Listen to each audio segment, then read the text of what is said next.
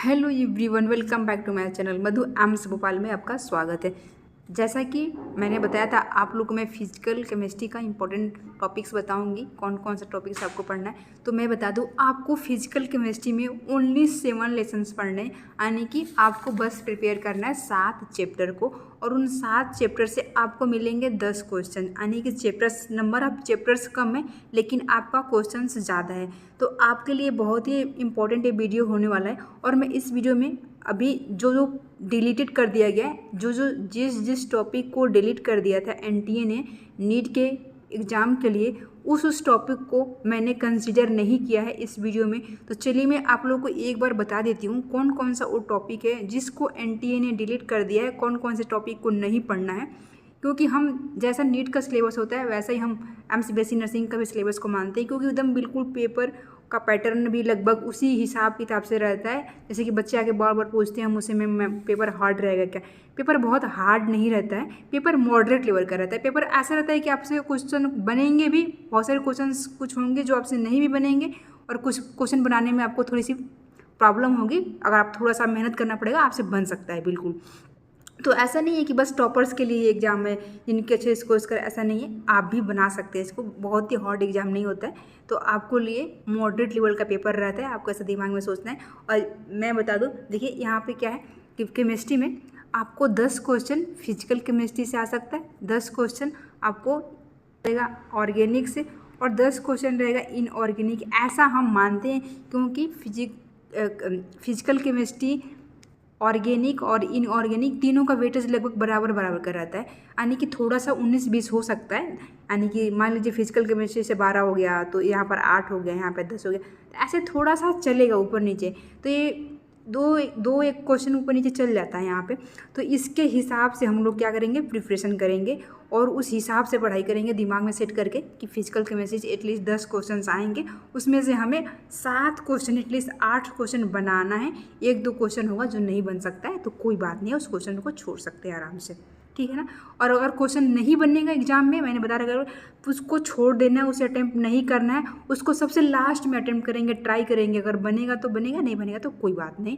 लेकिन हम अपने जो क्वेश्चंस नहीं आएगा फिजिकल केमिस्ट्री का, यानी कि फिजिक्स में भी या केमिस्ट्री में भी जो क्वेश्चंस नहीं बनेगा फिजिकल केमिस्ट्री का, वहाँ पे टाइम को वेस्ट नहीं करना है, अपने टाइम को बचाना है। क्वेश्चन बनेगा, एक बार सॉल्व किया, बन गया तो बन गया, नहीं बना तो हटा देंगे उसको। हम सबसे जब सारा क्वेश्चन को टच कर लेंगे, जब मेरा पेपर हो जाएगा, लास्ट में जब समय बचेगा तो फिर हम जाकर उस क्वेश्चन को सॉल्व करेंगे।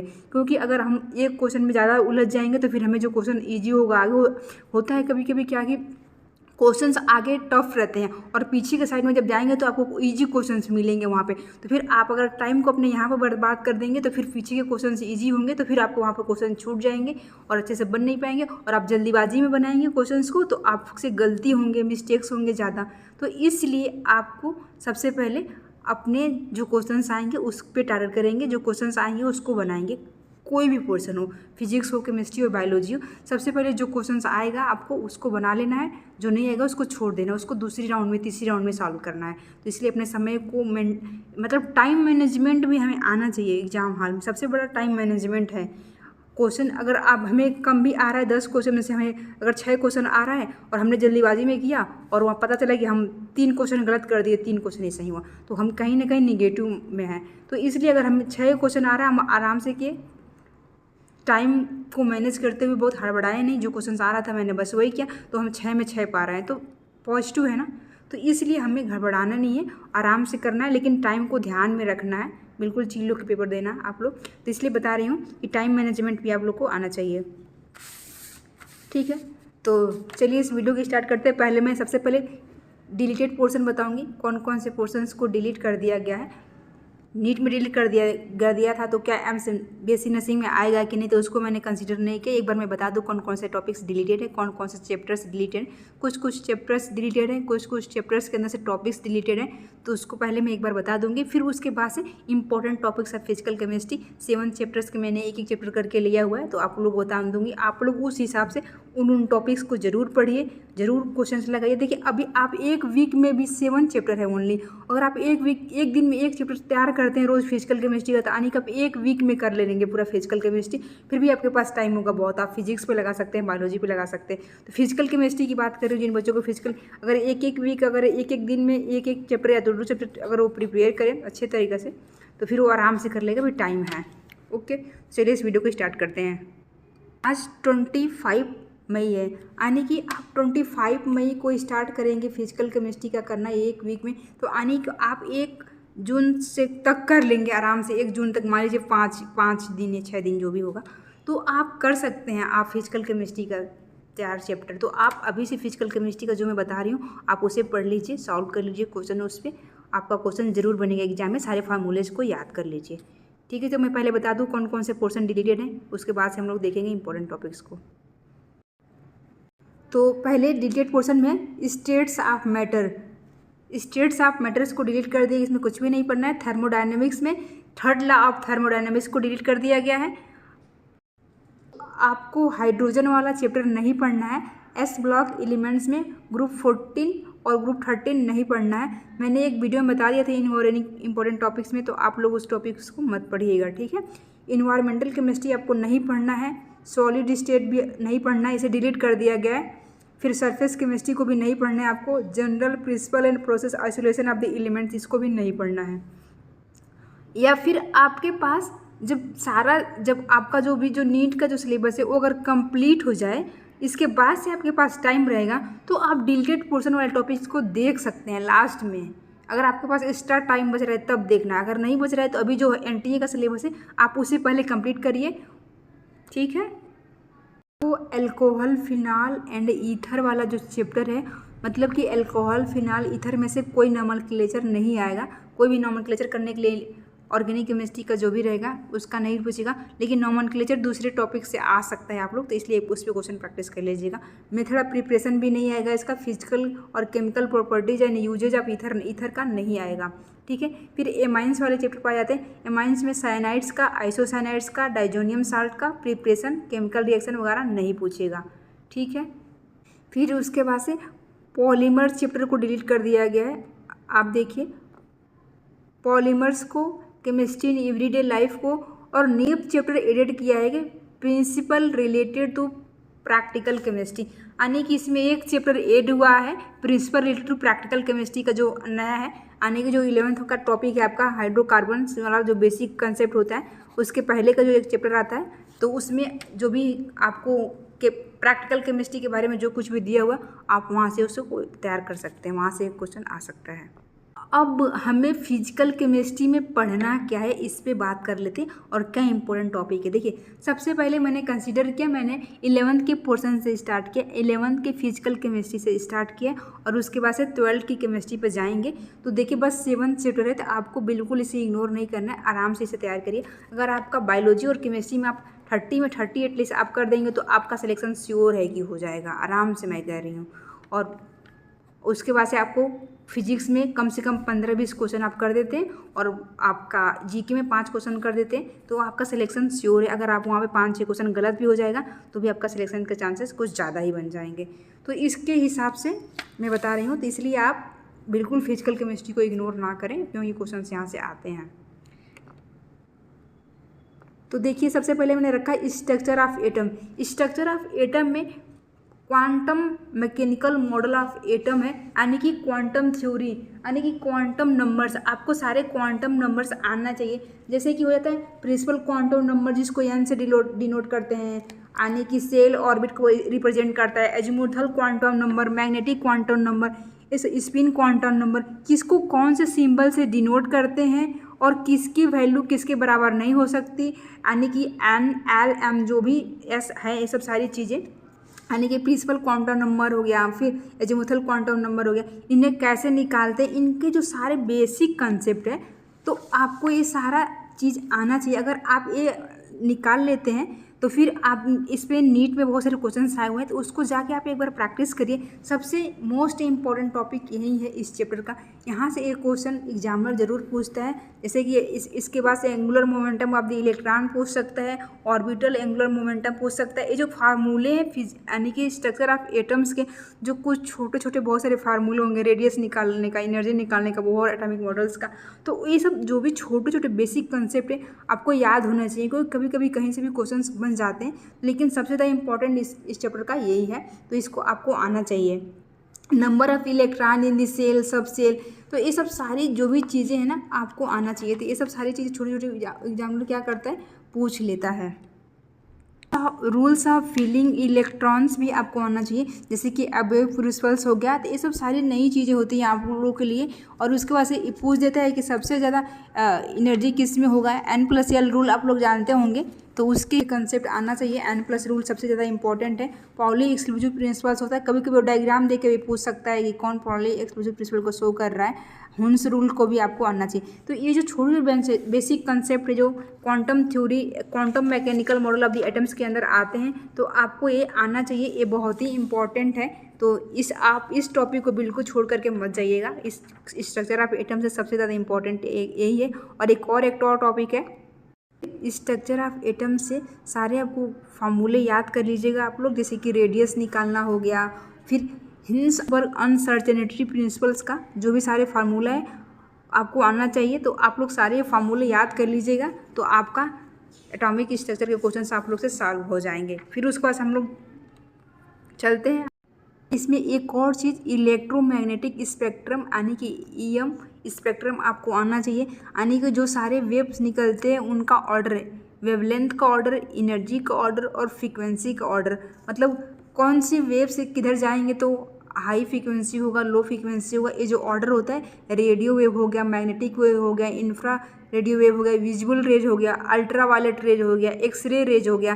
तो इन सब का अरेंज आपको याद होना चाहिए सारे रेज का, कि मतलब कि कौन सी रेज का एनर्जी हाई है, किसका कम है। तो जो इसका जो इंक्रीजिंग और डिक्रीजिंग ऑर्डर है आपको ये पता होना चाहिए। ठीक है, तो आप लोग ज़रूर पढ़ लीजिएगा उसको। थर्मोडायनेमिक्स में आपको स्टेट फंक्शन, थर्मोडायनेमिक्स में देखिए थर्ड लॉ को डिलीट कर दिया कि मैंने यहाँ पर वही लिख रखा है। फर्स्ट लॉ ऑफ थर्मोडायनेमिक्स का एप्लीकेशन आपको बिल्कुल अच्छे से आना चाहिए। एक क्वेश्चन आपको फर्स्ट लॉ ऑफ थर्मोडायनेमिक्स पे रहेगा, तो थर्मोडायनेमिक्स का फर्स्ट लॉ का बेसिक कंसेप्ट, उस फार्मूले में जो जो वैल्यू किस चीज़ को रिप्रेजेंट करता है उसको आप लोग को अच्छे से तैयार कर लेना है। और स्टेट फंक्शन को कौन कौन सा शो करता है, पाथ फंक्शन को कौन कौन शो करता है, प्रॉपर्टी कौन होता है, एक्सटेंसिव प्रॉपर्टी, ये जो बेसिक चीज़ें होती हैं आपको ये आनी चाहिए। और थर्मोडायनेमिक्स में टाइप्स ऑफ थर्मोडायनेमिक प्रोसेस आने के, आइसोथर्मल प्रोसेस हो गया, आइसोबारिक हो गया, आइसोकोरिक प्रोसेस हो गया, आइडियाबैटिक प्रोसेस हो गया। इसके कौन से प्रोसेस में किसकी वैल्यू 0 होगी, गिब्स एनर्जी की, चेंज इन एंथैल्पी की, तो वो सब सारी चीज़ें आपको पता होना चाहिए। कब प्रेशर कांस्टेंट होगा, कब किस में टेम्परेचर कांस्टेंट होगा, किस में वॉल्यूम कांस्टेंट होगा। तो ये सब सारी जो चीज़ें होती हैं आपको आना चाहिए। तो आप लोग सारे थर्मोडायनेमिक्स के जो भी प्रोसेस हैं आप लोग उनको पूछ लीजिएगा। और फिर वर्क डन पॉजिटिव कब होगा, फर्स्ट लॉ थर्मोडायनेमिक्स में वर्क डन निगेटिव कब होगा, तो ये सब चीज़ें आना चाहिए। तो अगर हम सिस्टम को वर्क दे रहे हैं तो पॉजिटिव होगा कि निगेटिव, अगर सिस्टम से वर्क ले रहे हैं तो निगेटिव होगा कि पॉजिटिव होगा। तो ये छोटी छोटी जो चीज़ें हैं ना, तो आपको ये आनी चाहिए। यानी कि सबसे इम्पोर्टेंट थर्मोडायनेमिक्स का चैप्टर है। और ये इक्विलिब्रियम, डायनेमिक्स और इक्विलिब्रियम बहुत ही ज़्यादा इंपॉर्टेंट है। तो यहाँ से कोई ना कोई क्वेश्चन ज़रूर रहता है। उसके बाद से आपको सेकेंड लॉ ऑफ थर्मोडायनेमिक्स आना चाहिए। यानी कि सेकेंड लॉ ऑफ थर्मोडायनेमिक्स से आपको थ्योरेटिकल क्वेश्चन पूछते हैं। तो वहाँ पर जो भी सेकेंड लॉ ऑफ थर्मोडायनेमिक्स का जो बेसिक कंसेप्ट है थ्योरी वाला, तो उसको आप एक बार जा करके अच्छे से पढ़ लीजिए। आप जिस भी बुक को फॉलो करते हैं आप उस बुक से जा करके उन सारे कंसेप्ट को क्लियर करिए। गिब्स एनर्जी का जो भी फार्मूला है आपको सारा फार्मूला आना चाहिए कि गिब्स एनर्जी निकालने के लिए initial minus final, final minus initial कब होगा, क्या होगा। तो ये सब सारी चीज़ें आपको आनी चाहिए थर्मोडायनेमिक्स में। और इसमें कब स्पॉन्टेनियस प्रोसेस होगा, कब नॉन स्पॉन्टेनियस प्रोसेस होगा सेकेंड लॉ ऑफ थर्मोडायनेमिक्स में। तो ये कंडीशन कभी कभी पूछता है कि कब स्पॉन्टेनियस होगा, कब स्पॉन्टेनियस नहीं होगा। ये बहुत ही इंपॉर्टेंट है। First law of thermodynamics, second law of thermodynamics, ये दोनों आपको आना चाहिए। इससे आपको क्वेश्चन से बन जाएंगे थर्मोडायनेमिक्स से। केमिकल इक्विलिब्रियम में आपको आयनिक इक्विलिब्रियम और केमिकल इक्विलिब्रियम आना चाहिए। यानी कि इक्विलिब्रियम वाला जो चैप्टर है इसमें 2 टॉपिक है। इक्विलिब्रियम चैप्टर बहुत ही लंबा है, तो आपको सब कुछ नहीं पढ़ना है। जो मैं बता रही हूँ बस आप इसी टॉपिक को कंसीडर करिए और नीट के पीवाई को इस क्वेश्चन जाके आपको लगाइए, वहीं से क्वेश्चंस रहेंगे। और ये सॉल्युबिलिटी वाला जो टॉपिक है ना, नीट के पीवाई के क्वेश्चंस रहता है वहाँ से, तो इसको जा करके आप जरूर सॉल्युबिलिटी वाले टॉपिक को लगाइए। तो इक्विलिब्रियम में आयनिक इक्विलिब्रियम से और केमिकल इक्विलिब्रियम, ये दोनों टॉपिक से क्वेश्चंस रहेगा। तो आपको ये जो भी बेसिक कंसेप्ट होता है इक्विलिब्रियम का आपको आना चाहिए। एक्टिव मास क्या होता है, और उसके बाद से relation between Kp and Kc। तो जो भी Kp और Kc का रिलेशन होता है आपको जब पता रहेगा तो आप सारा क्वेश्चंस को सॉल्व करेंगे। इक्विलिब्रियम कांस्टेंट किस पे डिपेंड करता है, किस पे डिपेंड नहीं करता है, इसका जो भी कंडीशन है आपको आना चाहिए। क्योंकि कभी कभी थ्योरी में दे करके पूछ देता है, एप्लीकेशन आपके करके ऐसे एक टॉपिक दिया रहता है तो उसमें पूछ देगा कि के का वैल्यू कब डिक्रीज होगा, कब बढ़ेगा, यानी कि वो रिएक्टेंट और प्रोडक्ट की बात कर रहा होगा, उसमें दिया होगा, उसके हिसाब से उसको निकालेंगे। हो सकता है अभी उन बच्चों को ही समझ में आ रहा होगा जिसने थोड़ा बहुत भी पढ़ा होगा। अगर जो नहीं पढ़ा होगा उसे नहीं समझ पा रहा होगा मैं क्या कहना चाह रही हूँ। मैं इसलिए बस थोड़ा सा मॉडिफाई करके बताती हूँ चीज़ें आपको, कि आपको पता चले कैसे क्वेश्चंस आते हैं। ठीक है, तो ये हो गया लॉ ऑफ केमिकल इक्विलिब्रियम और इक्विलिब्रियम कांस्टेंट के बारे में मैंने बता दिया कि यहाँ से क्वेश्चंस रहते हैं, बहुत ही इंपॉर्टेंट है। और फिर फैक्टर्स अफेक्टिंग द इक्विलिब्रियम, यानी कि वही कौन कौन से फैक्टर्स अफेक्ट करेंगे इक्विलिब्रियम को। अगर reactant, product, temperature, volume, temperature, ये सब जो सारे फैक्टर है, प्रेशर, तो इन सब सारी चीज़ों जो फैक्टर अफेक्ट करते हैं उसको।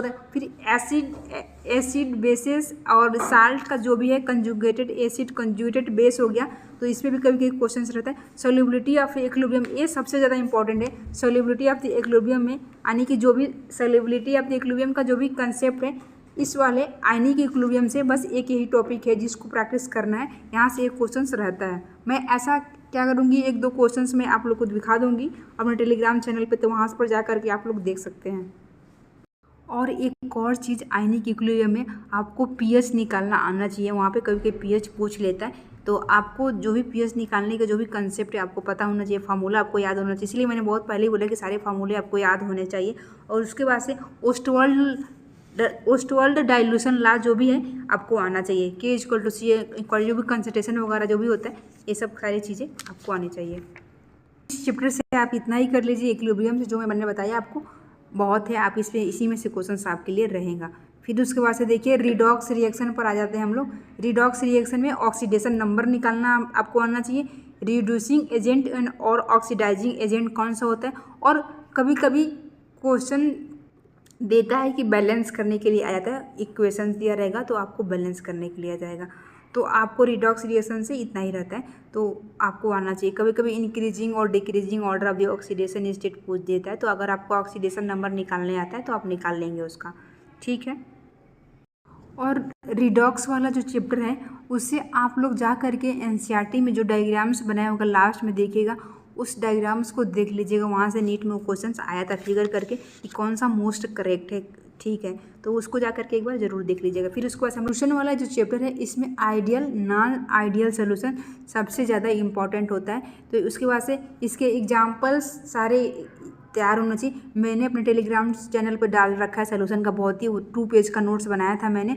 वहाँ पे सारे फार्मूले और जो भी इंपॉर्टेंस है यहाँ के आइडियल और नॉन आइडियल सोल्यूशंस के सारे एग्जाम्पल्स नोट करके रखे हैं। तो अगर आपको वहाँ पे देखना है तो आप मेरे टेलीग्राम चैनल को ज्वाइन करके उसको देख सकते हैं। तो आइडियल और नॉन आइडियल सोल्यूशन का जो भी आपको कंसेप्ट है, थ्योरेटिकल क्वेश्चन यहाँ से आता है।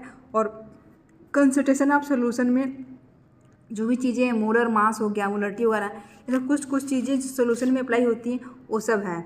तो वहाँ से वो सबसे इम्पॉर्टेंट यहाँ पर कोलिगेटिव प्रॉपर्टी जो है ये बहुत ही इंपॉर्टेंट है सोल्यूशन का। यानी कि दो टॉपिक सबसे ज़्यादा इंपॉर्टेंट यहाँ पे, आइडियल और नॉन आइडियल सोल्यूशन और कोलिगेटिव प्रॉपर्टी। यानी कोलिगेटिव प्रॉपर्टी में जितने सारे कोलिगेटिव प्रॉपर्टीज हैं आपको पता होना चाहिए।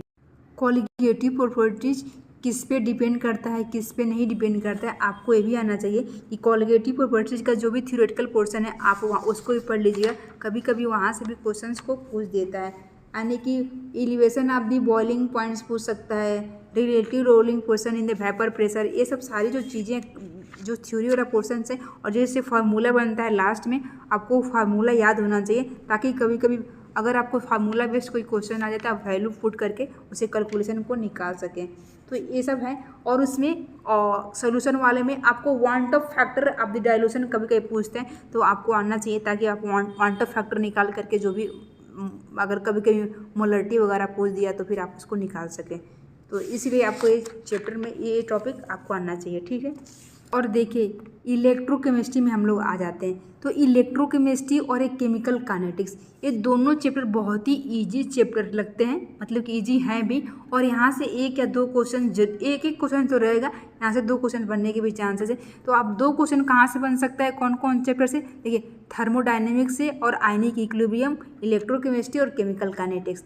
ये जो कुछ 4 चैप्टर है यहाँ से एक या दो क्वेश्चन बनने के चांसेस ज़्यादा हैं, क्योंकि जो मैंने बोला था कि 7 चैप्टर से आपके क्वेश्चन आएंगे 10 कम से कम।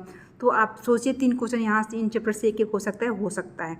तो इलेक्ट्रोकेमिस्ट्री में आपको गैल्वेनिक सेल का जो भी गैल्वेनिक सेल के अंदर जो भी आपको टॉपिक्स आते हैं आपको आना चाहिए। जैसे कि जो गैल्वेनिक सेल है इसके अंदर जो सेल पोटेंशियल निकालते हैं, यानी गैल्वेनिक सेल एक टॉपिक है, इसके अंदर बहुत सारे छोटे छोटे सब टॉपिक्स हैं। तो जो सब टॉपिक्स हैं उसके अंदर से सबसे ज़्यादा इंपॉर्टेंट है, मैंने यहाँ पर नोट नहीं किया है लेकिन मैं बता दूँ, सेल पोटेंशियल निकालने के लिए आता है standard reduction potential of cathode minus standard reduction potential of anode, जो वाला जो फार्मूला है वो आपको आना चाहिए। कब पॉजिटिव लेंगे, कब स्टैंडर्ड पोटेंशियल को पॉजिटिव रखेंगे, कब नेगेटिव रखेंगे, बस वहाँ पर यही खेल होता है।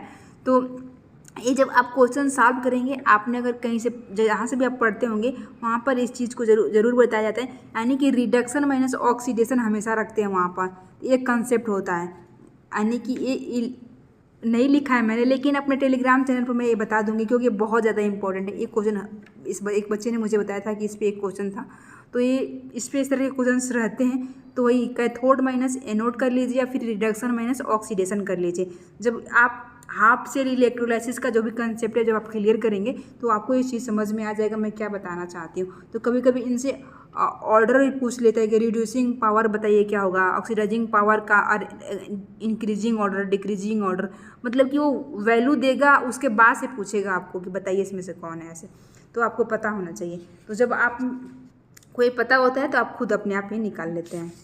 इलेक्ट्रोकेमिकल सीरीज का जो एक एनसीईआरटी में से बनाया होगा इलेक्ट्रोकेमिकल सीरीज, जहाँ पर होगा यानी कि जो ऊपर वाले एलिमेंट्स होते हैं जो जितने ज़्यादा निगेटिव होता है वो नीचे वाले एलिमेंट्स को क्या करता है, रिप्लेस कर सकता है, तो उसे रिएक्ट कर सकता है। तो उसके हिसाब से हम लोग निकालते हैं, ठीक है।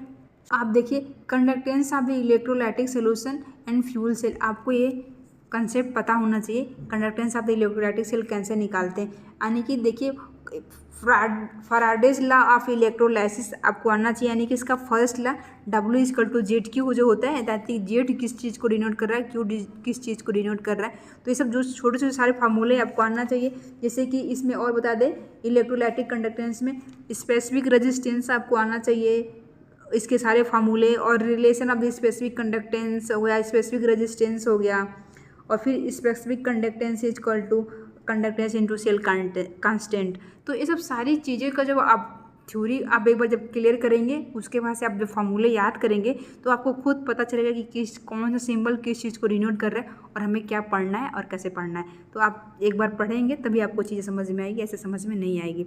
फिर उसके बाद बताइए केमिकल काइनेटिक्स पे आ जाते हैं हम लोग। केमिकल काइनेटिक्स में देखिए rate of the chemical reaction and collision theory, यानी कि rate of the chemical reaction निकालना आपको सबसे ज़्यादा इंपॉर्टेंट है केमिकल काइनेटिक्स।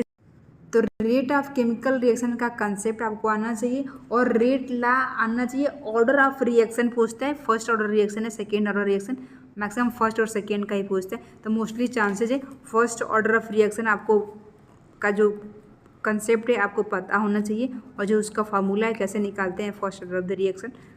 तो आपको जो भी उसका थ्योरेटिकल पोर्शन है आप उसे एक बार पढ़िए।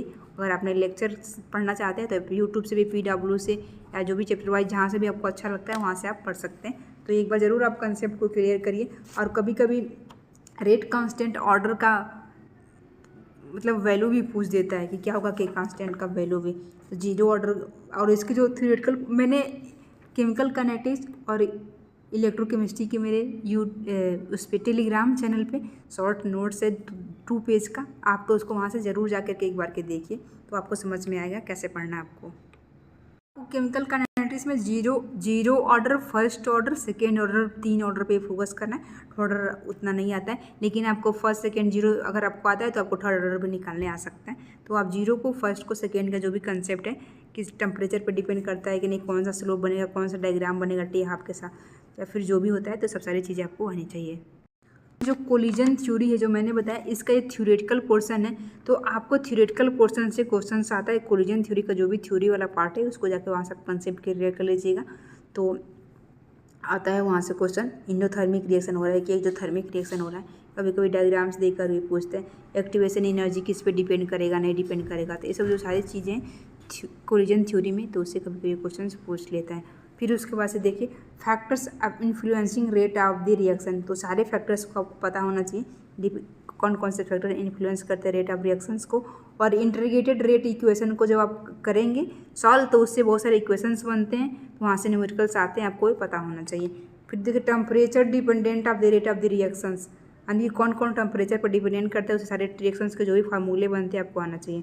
केमिस्ट्री से 2 चैप्टर को डिलीट कर रखा है, स्टेट ऑफ द मैटर और सॉलिड स्टेट को, लेकिन मेरे पास इन दोनों टॉपिक्स के शॉर्ट नोट्स हैं टेलीग्राम चैनल पे, तो आप लोग लास्ट दिन थोड़ा सा ऐसा देख सकते हैं फार्मूले आप लोग, अगर आपने कहीं पढ़ा होगा तो। मुझे तो चांसेस 90% है कि नहीं आएगा, अगर गलती से 10% है कि आ भी सकता है।